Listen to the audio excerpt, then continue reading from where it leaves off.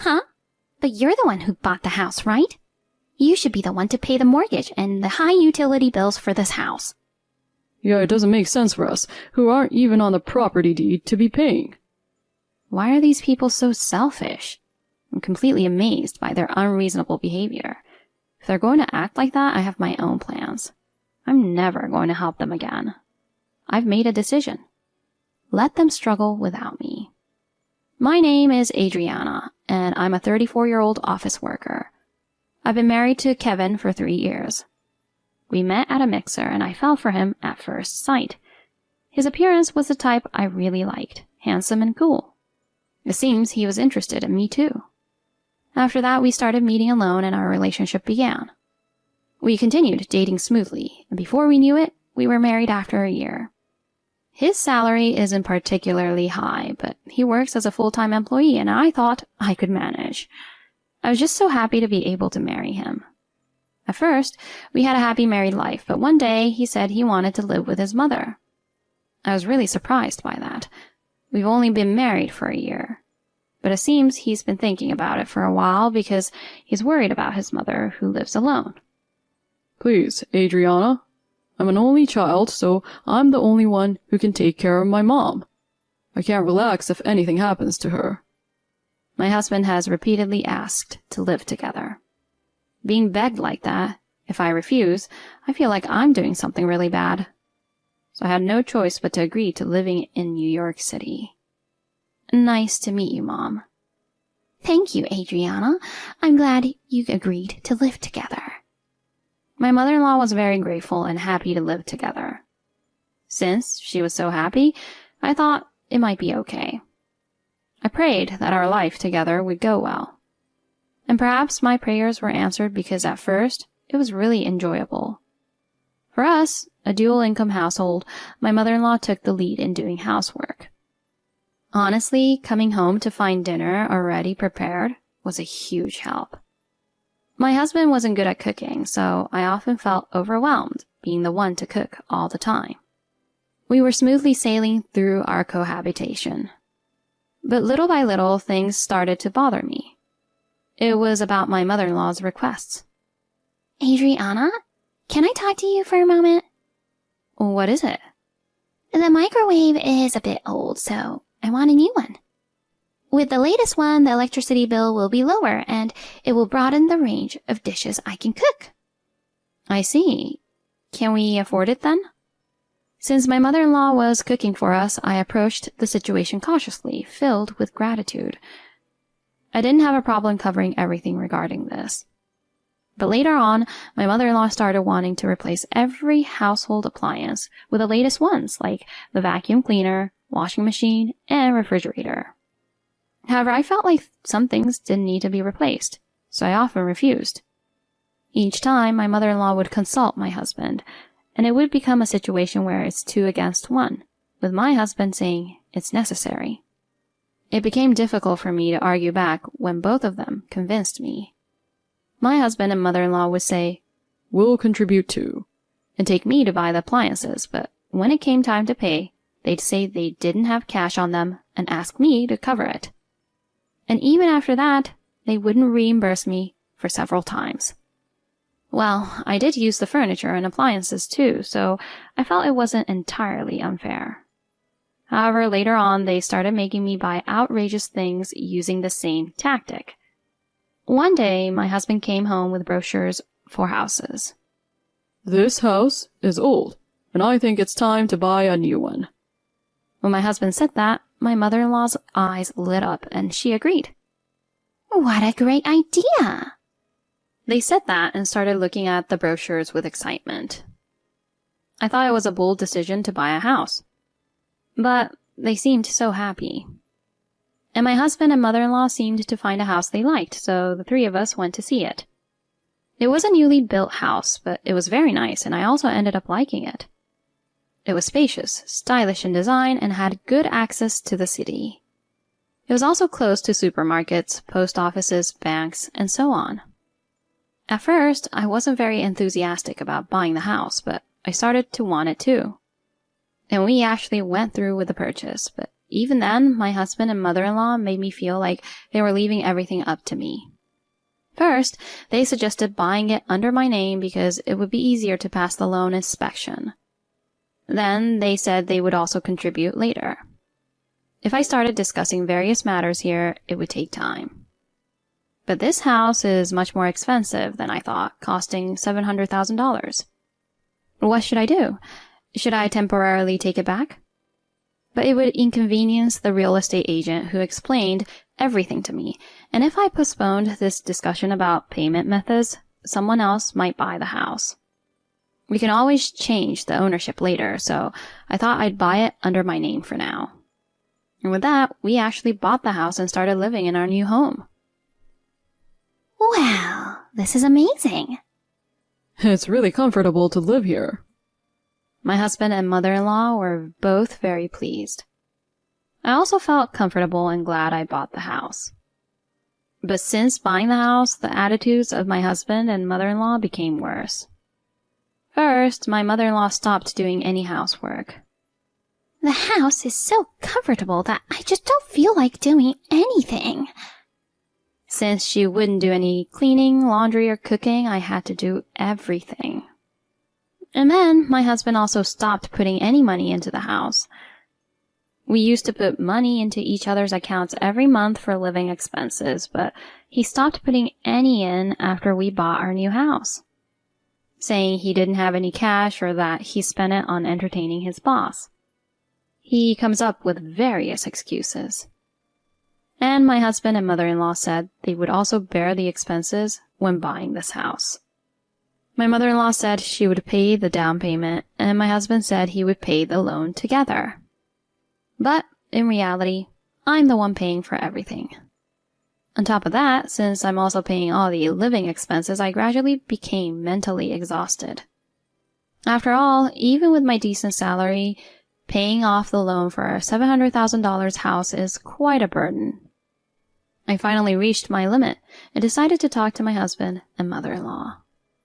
Could you please contribute to the loan for the house and so on, as you originally promised, Mom, Kevin? Though I felt it was difficult to bring it up when I asked them like that, they gave an unexpected response. Huh? But you're the one who bought the house. You should be the one to pay the loan and the utility bills for this house. That's right. It's weird for us who aren't even on the deed of the house to pay. Why are these people so selfish? I was completely amazed by their unreasonableness.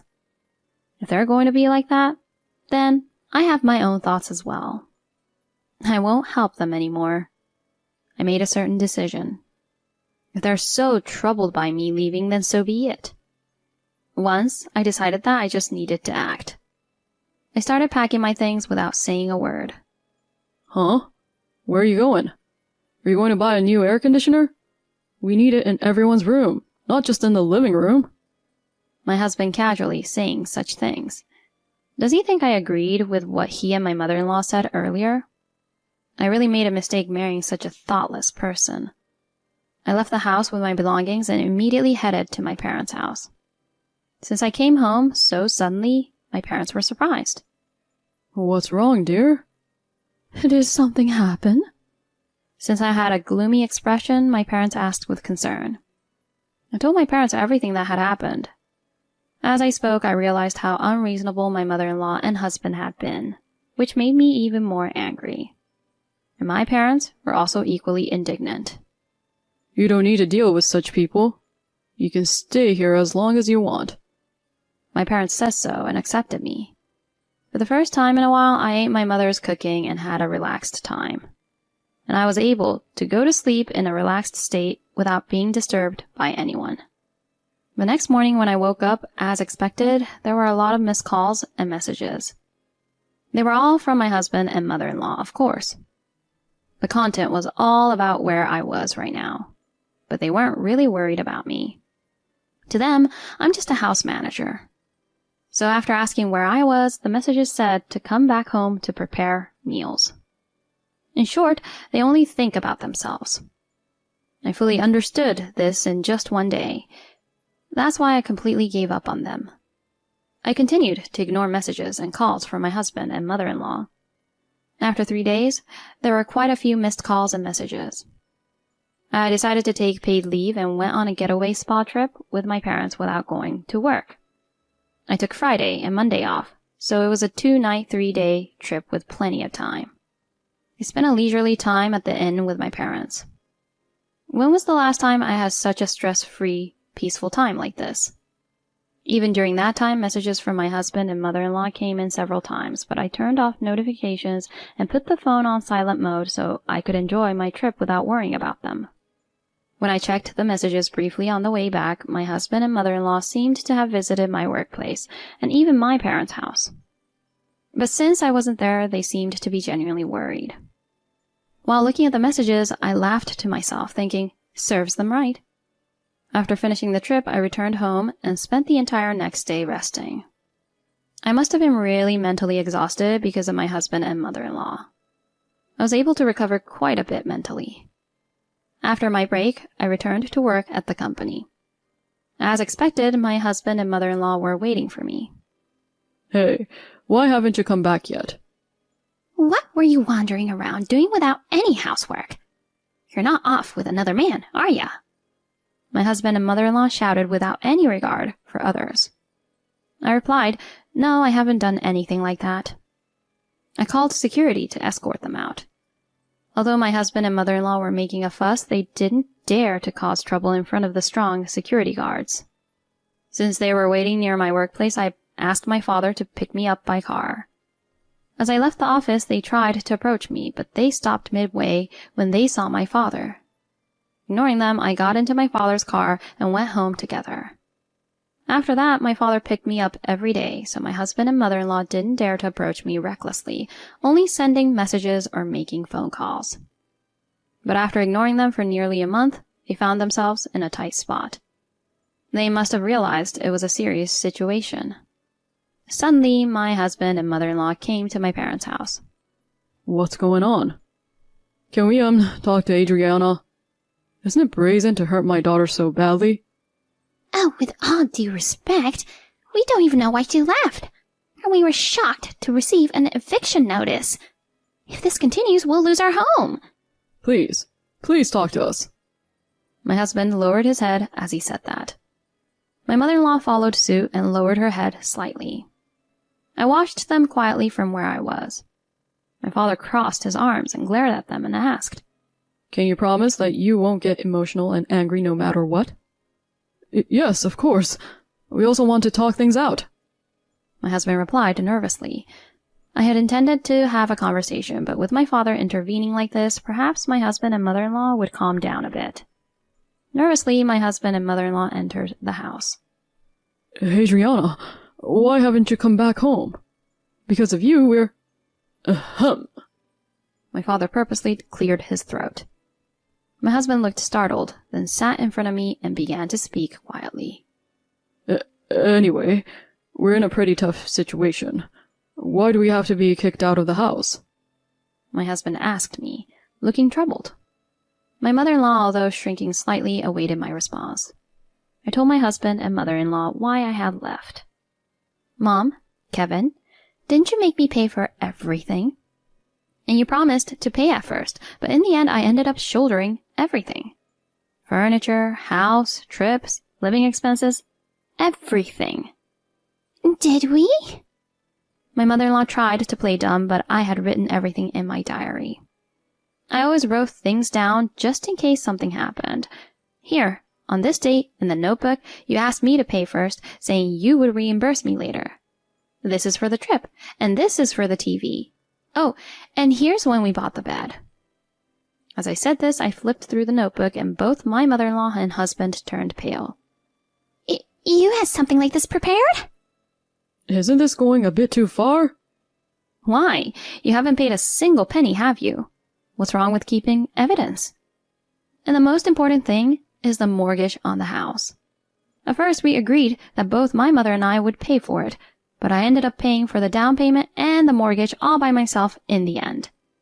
I warned you because this was different from our initial agreement. You made me pay for the mortgage, utility bills, and living expenses, leaving all your income for yourselves from the start, right? You never intended to bear the burden yourselves. You planned to do this from the beginning, didn't you? That's... Since the property is under my name, there shouldn't be any problem if I decide to sell it, right? That's not fair. We're in trouble because our house was sold without our consent. That's right. What should we do if you don't help us get the house back? Then first, apologize to me for all the trouble you've caused me until now. Huh? You thought I would just do whatever you said because I'm easy to manipulate, didn't you?